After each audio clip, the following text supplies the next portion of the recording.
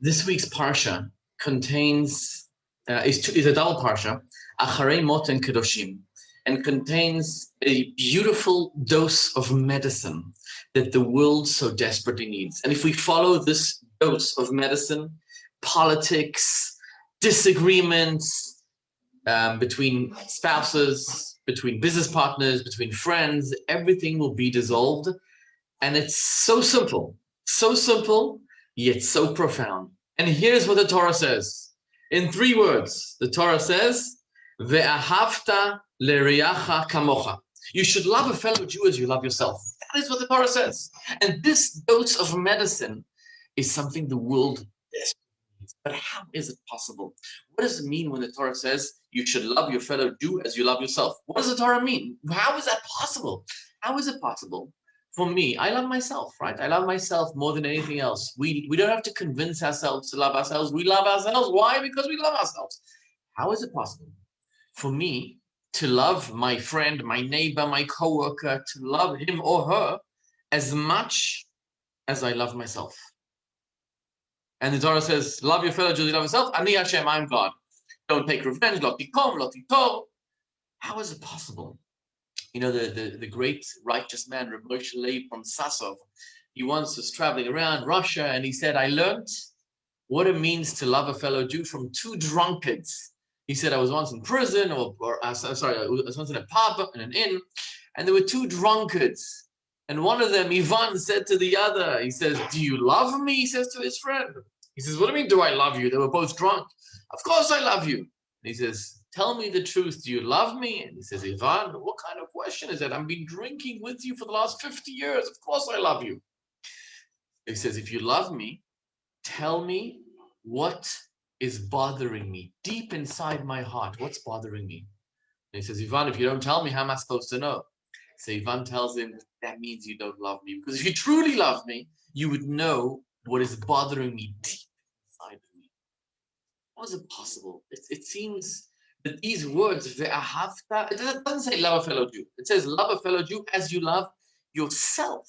And that is something impossible, especially since, by the way, the author of the statement is Rabbi Akiva. Rabbi Akiva always says, Zeklal the Torah. But the Talmud tells a story that if you have 2 people in a desert and one of them has enough water, like 1 bottle of water to survive himself, and if he splits it, if he gives half to his friend and half to himself, they're both going to die. If he keeps it, he will live. If he gives it to his friend, he will live. What should he do? So Ben Petura says, split it.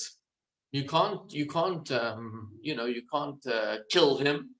Rabbi Akiva, the person who said, love a fellow Jew as you love yourself, says, keep it, you survive, and your friend dies, he dies. That's what Rabbi Akiva says. So how is it possible to love a fellow Jew as you love yourself? And there's a beautiful, profound lesson from the Tzemach Tzedek, and he says as follows. The Torah is telling us not just to love a fellow Jew as you love yourself, but how to do it.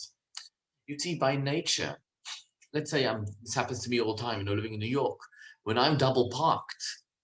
So I tell myself, when everybody's honking and screaming at me, they want to go out, and I'm blocking traffic. So I tell myself, it's just a second. Like, what's the big deal? Right? But when somebody else is double parked, I'm the one honking and screaming and get out of my way. What are you doing?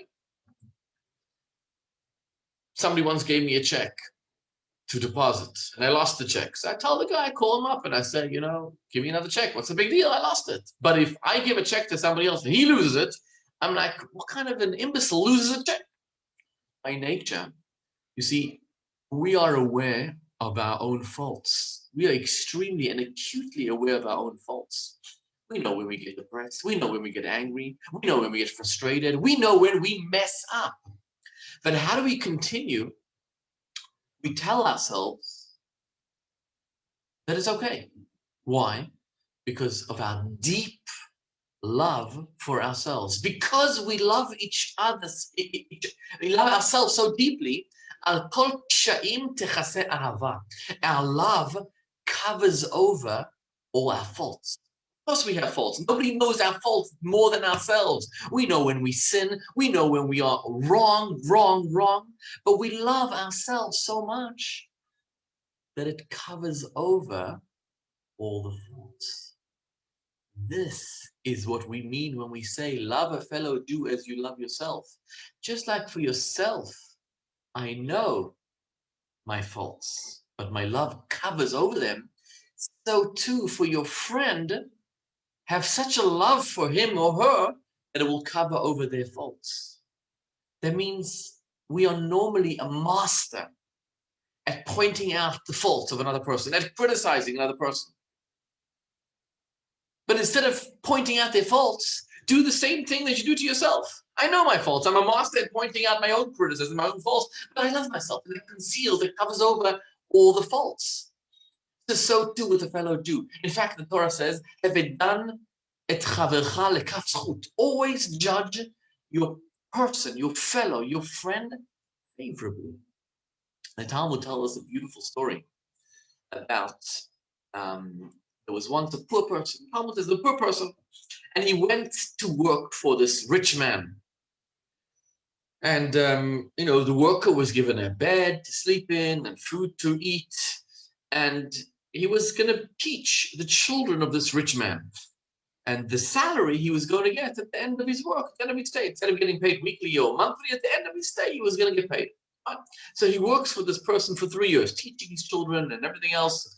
And on Erev Yom Kippur, after 3 years, he decides that he's going home. It's been 36 months that he hasn't been with his wife and children. So he went to the rich man. He said, listen, it's time for me to go home. Please give me my salary for the last 3 years. So the rich man says to him, I'm sorry, I have nothing to pay you. You came at a bad time. So this poor man is thinking, I don't understand. Like, this guy has so much money, and he's got so much possessions, and he's got so much like furniture and items and clothes, everything. You can't pay me? What? And I've been working for you faithfully for 36 months, thinking the whole time I'm away and sacrificing my life, and I'm away from my wife and kids, but after a certain time I'll come back to them with presents and gifts and money, and we'll be able to live. So he says, no, I'm sorry, I have nothing to give you. It's fine. So the poor man goes home. He's disappointed, despondent. He doesn't get anything. And he spends Yom Kippur at home, Sukkot. And after Sukkot, this rich man comes with 3 big wagons filled with possessions and money and jewelry and clothing. And he says, here's your salary. So the worker was so excited. And he says, tell me the truth, says the rich man. What did you think of me when I told you I have no money? So the poor man says, I thought I judged you favorably. I said, yes, it looks like you have so much money, but maybe you made a vow that you will give all your possessions, everything you have, to the Beit HaMikdash, the temple, to charity, and therefore nothing is yours. Everything I see here, it's an illusion. Your house is not yours, your clothing is not yours, your money is not yours, because I thought maybe you offered it all to the temple. So the rich man said, I promise you, I swear to you, I was mad at my son, and I said he's not going to inherit anything, and therefore I decided to pledge everything to the temple.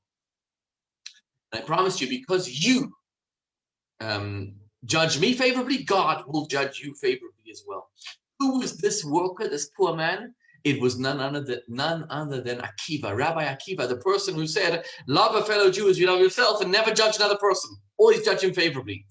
Why does the Talmud not mention Akiva by the name? Why does it say just a poor man, a poor worker?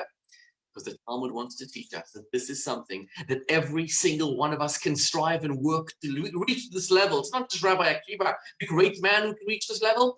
Every single one of us can strive, can reach this level where we never judge another person just like that. We always judge him or her favorably.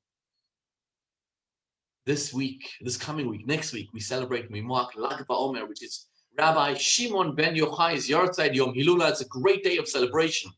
Lag BaOmer is all about loving a fellow Jew, Ahavat Yisrael. Rabbi Shimon ben Yochai's teacher was Rabbi Akiva. Rabbi Akiva, who lost 24,000 students during this time because they didn't have enough love one for the other.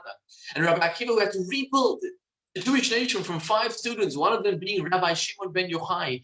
That's this coming Lag BaOmer, Thursday night, Friday next week. So the message is for every single one of us to love one another, never judge another person. Always judge him or her favorably. Give them the benefit of the doubt.